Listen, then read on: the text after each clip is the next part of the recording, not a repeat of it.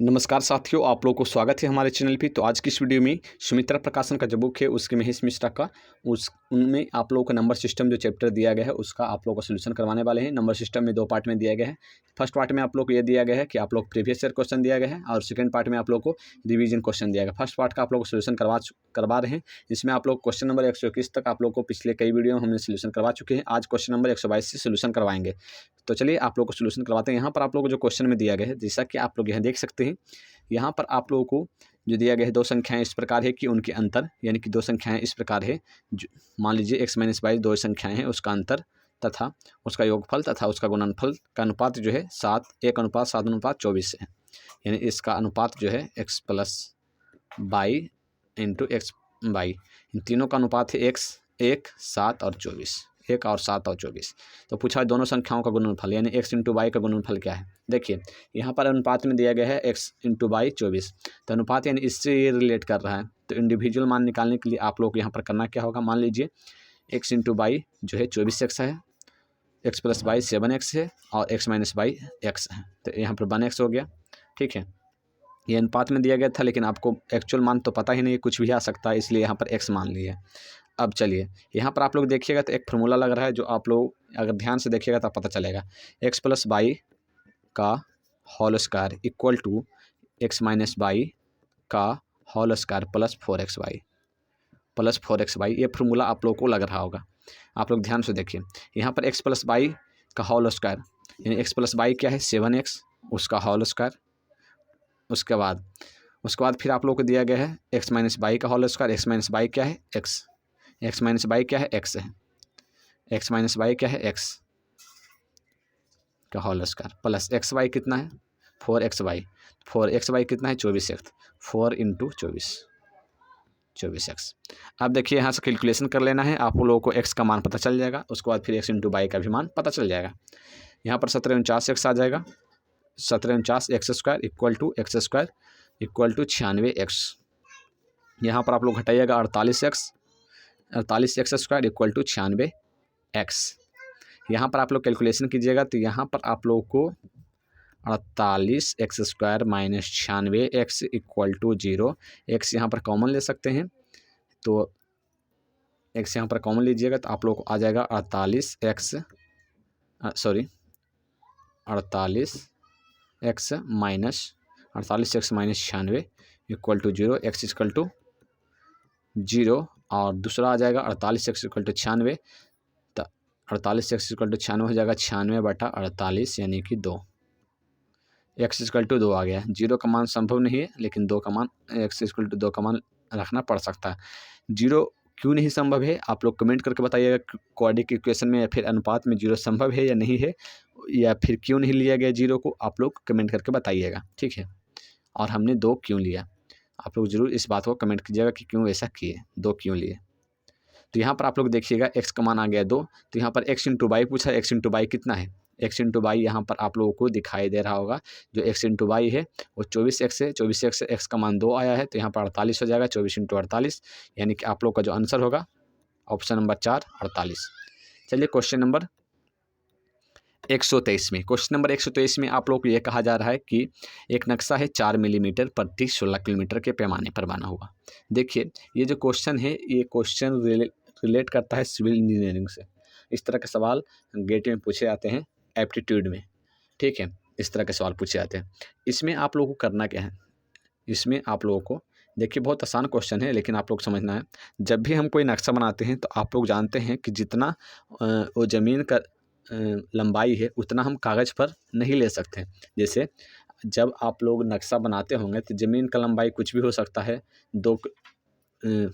50 feet लंबाई हो सकता है, 50 फीट लंबाई है, 25 फीट चौड़ाई है, तो आप लोग उतना बड़ा कागज़ कहाँ से लाइएगा। इसीलिए आप लोगों को रिलेट करना पड़ता है कि 50 फीट इक्वल टू हम 2 mm मान लेते हैं। mm तो नाप सकते हैं, जो इंची टेप रहता है, इंच जो रहता है मापने वाला, उसमें mm में दिया रहता है और सेंटीमीटर और इंच ये सभी चीज़ों में दिया रहता है। तो कागज़ पर आप लोग उसको माप सकते हैं, सेंटीमीटर में भी माप सकते हैं आसानी से, लेकिन mm में यहाँ पर माना गया है, यानी मिलीमीटर में यहाँ पे माना गया है। जिस तरह से मानना होता है ताकि हमको कागज़ पे आराम से उसको बना सकें। नहीं तो आप लोग 25 फीट कागज़ कहाँ से लाइएगा? 25 फीट कागज़ लाने के लिए भी आपको सोचना पड़ेगा। तो आप लोगों को हमने एक जानकारी दे दिया है जो आप लोगों को काम दे सकता है आगे। नहीं तो बहुत सारे कैंडिडेट तो इसी चीज़ को नहीं समझ पाते हैं। तो 40 मिलीमीटर जो है प्रति 16 किलोमीटर के पैमाने पर बना हुआ है। तो यानी 16 किलोमीटर जो है उसको कागज़ पे उतारा होगा तो 4 मिलीमीटर लिया, यानी 16 किलोमीटर को जो कागज़ पे उतारा, लाइन खींचा, लाइन ऐसे खींचा और यहाँ पर लिख दिए 16 किलोमीटर। और ये तो इसका लंबाई क्या होना चाहिए? इसका लंबाई होना चाहिए 4 मिलीमीटर, क्योंकि आपको पता है यहाँ पर लिख दिए तब आपको पता है कि ये 16 किलोमीटर है। लेकिन अगर इंडिविजुअल इस तरह से ना खींचा रहता और कहीं लिखा रहता कि यहाँ पर 16 किलोमीटर, यहाँ पर 4 मिलीमीटर एक 4 मिलीमीटर जो है 16 किलोमीटर के बराबर है, तब आपको यहाँ पर नापते कि ये 4 मीटर है। अगर 4 मिलीमीटर है, 4 मिलीमीटर है तो आप समझ जाते कि ये 4 मिलीमीटर है, 16 किलोमीटर है, तो आपको समझ में आ जाता। इसलिए इसको कहते हैं रिलेट। ठीक, पैमाने पर बना हुआ है। उसके बाद कहा जा रहा है कि नक्शे, दो स्थान नक्शे में 7.2 किलोमीटर की दूरी पर दिखाए गए हैं। दो स्थान जो हैं, दो स्थान के नक्शे 7.2 मिलीमीटर के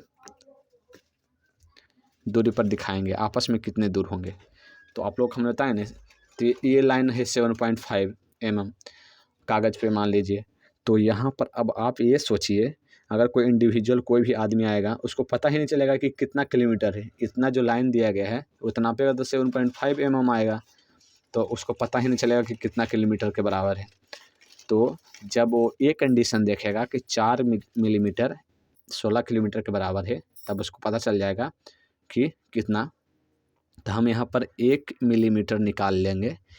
तो 4 मिलीमीटर है 16 किलोमीटर के बराबर, तो 1 मिलीमीटर हो जाएगा 16/4।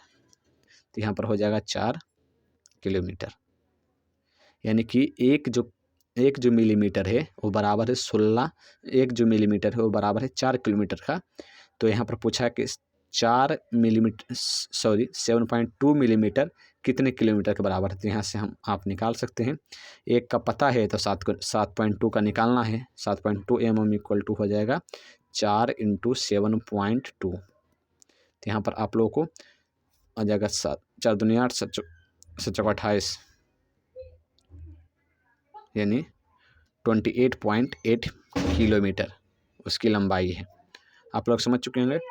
आप लोग हमने एक तो क्वेश्चन भी बताया, ऊपर से आप लोग को ओवरव्यू दे दिया ताकि इस तरह के सवाल आए तो आप लोग कन्फ्यूज ना हो कि क्या कह रहा है। अब चलिए क्वेश्चन नंबर 124 में आया है कि पानी से भरा एक बाल्टी का भार 36 kg है। पानी से एक भरा हुआ बाल्टी है, उसका जो भार है 36 kg है। यानी कि एक बाल्टी है, उसका भार कितना है? 36 kg। आसान है क्वेश्चन, लेकिन आप लोगों को समझना होगा थोड़ा। तथा आधे भारी बाल्टी का भार 21 kg है। देखिए, पानी से भरा बाल्टी का भार कितना है? 36 kg। अगर पूरा पानी भरा हुआ है तो 36 kg है, अगर आधा पानी भरा हुआ है तो 21 kg है। 21 kg। खाली बाल्टी का भार क्या है? यहाँ पर ये पूछा है कि खाली बाल्टी का भार क्या है। तो आप ये समझिए, आपके पास बाल्टी है, एज्यूम कीजिए आपके घर में एक बाल्टी होगा, पानी भर दिए। तो जब आप उसको नापें, जब आप पानी भरे और उसको नापे तो आपको पता चला कि ये 36 kg का है। ठीक, जब आप इसको नापे तो पता चला 36 kg का टोटल है, यानी पानी का भार भी है उसमें और बाल्टी का भार भी है उसमें। 36 kg है तो पानी का भार भी है और बाल्टी का भार भी है। ना हमको पानी का भार पता है ना उसमें बाल्टी का भार पता है। लेकिन अब ये कहा कि आधा बाल्टी हम खाली कर देते हैं। आधा बाल्टी खाली कर देंगे, एज्यूम कीजिए अपने घर में कर रहे हैं ये सब। आधा बाल्टी आप खाली करते हैं तो 21 kg का बाल्टी हो जाता है। 21 kg का बाल्टी हो जाता है। खाली कितना हुआ होगा? यहाँ इतना पानी कितना खाली हुआ? तो आप पता लगाइएगा कि पानी जो खाली हुआ है वो हो चुका है यहाँ पर 5, यानी कि 15 kg। 15 kg टोटल पानी खाली हुआ है। ये जो है 15 kg पानी खाली हुआ, यानी कि आधा पानी खाली करने पे 15 kg पानी खाली हो जाता है। तो टोटल पानी आप खाली कर दीजिएगा या फिर बहा दीजिएगा या फेंक दीजिएगा तो 30 kg पानी। देखिए, अगर आप एक बाल्टी है उसमें पानी भरा हुआ है, एज्यूम करते जाइएगा, ठीक है, एज्यूम करते जाइएगा, उसमें पानी भरा हुआ है, 36 kg पानी है, 36 kg टोटल भार है, उसमें पानी भी है और बाल्टी भी है। तो बाल्टी का भार क्या है और पानी का भार क्या है कुछ भी पता नहीं है आपको, लेकिन आधा आप खाली करते हैं पानी, आधा खाली करते हैं, आधा पानी, यानी कि आधा बाल्टी के नाप से नहीं है। देखिए, बाल्टी इस प्रकार से होता है कि आप लोगों को पता चलता होगा कि ऊपर ज़्यादा पानी अटता है, नीचे कम पानी अटता है, लेकिन आप लोग को ये नहीं कहा कि बाल्टी का आधा कर देना है, ये नहीं कहा, आपको ये कहा कि पानी आधा है खाली कर देना है। पानी आधा खाली करने का मतलब है कि टोटल पानी में आधा पानी ख़त्म कर देना है।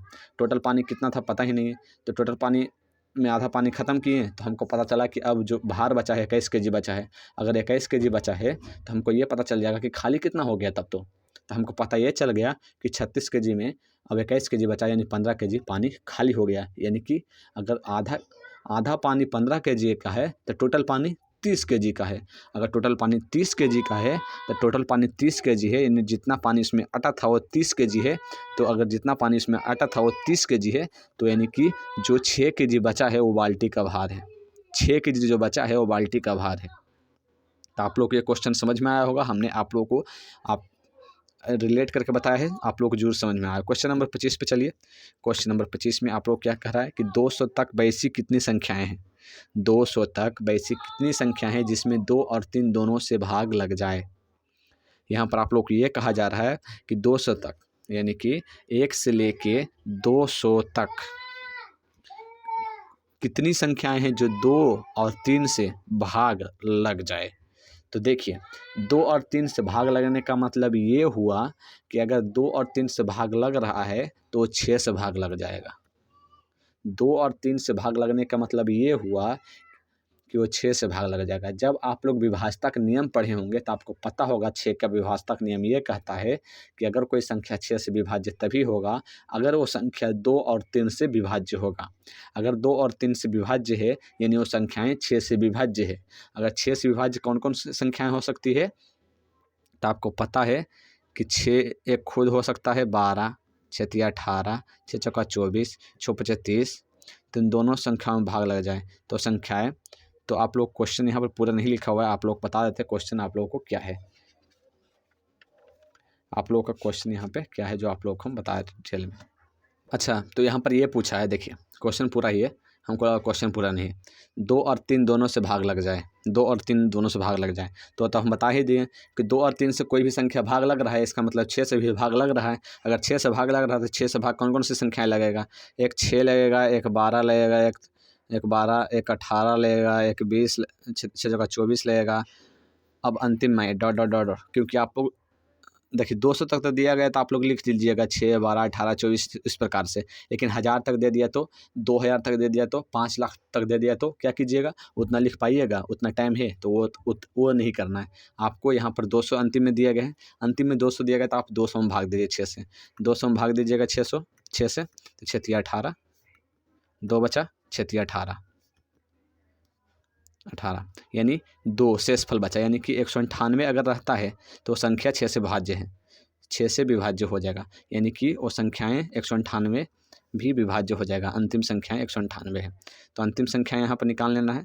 अंतिम संख्या हमको पता चल गया, ए 6 हो गया पहला संख्या, इसका जो डिफरेंस है वो 6 हो गया, और इसका जो अंतिम संख्या है वो 198 हो गया। पूछा क्या है, n पूछा है, n = भाट। यहाँ पर आप लोगों को फॉर्मूला पता ही होगा अगर आप लोगों ने AP पढ़ लिया है तो। अगर नहीं पढ़ा है तो आप लोग को बता देते हैं कि इसका फॉर्मूला क्या होता है। एक तो इस प्रकार से आप लोग निकाल सकते, Tn = a + n - 1 × d। यहाँ पर Tn हो जाएगा 198, a हो जाएगा 6 प्लस n तो आपको निकालना ही है, यानी कि कितने संख्याएं भाग लगना है, कितने संख्याएं, संख्या की संख्या n, तो n तो निकालना ही है। तो यहाँ पर d जो है 6 है, तो यहाँ पर 6n - 6 हो जाएगा, 6 से 6 कैंसिल, 6n = हो जाएगा 198। यहाँ पर आप लोग n निकालिएगा तो 6 तिया 18, 6 तिया 18, टोटल 33 संख्याएं हैं जो आप लोगों को, टोटल जो संख्याएं हैं यहाँ पे टोटल 33 संख्याएं हैं जो आप लोगों को यहाँ पर 2 और 3 से विभाज्य हो जाएगा। 6 से विभाज्य हो जाएगा यानी कि 2 और 3 से विभाज्य हो जाएगा, यानी कि आप लोगों को टोटल 33 संख्याएं हैं जो 2 और 3 से आराम से विभाज्य टोटली विभाज्य हो जाएगा। तो चलिए ये वीडियो कैसा लगा आप लोग कमेंट करके बताइएगा। साथ ही हमने आप लोगों को अपनी तरफ से पूरी तरह से प्रयास किया कि आप लोगों को जो क्वेश्चन हमने बताया है इस वीडियो में आप लोग पूरी तरह से समझ में आ जाए। मिलते हैं नेक्स्ट वीडियो में, तब तक के लिए जय हिंद जय भारत।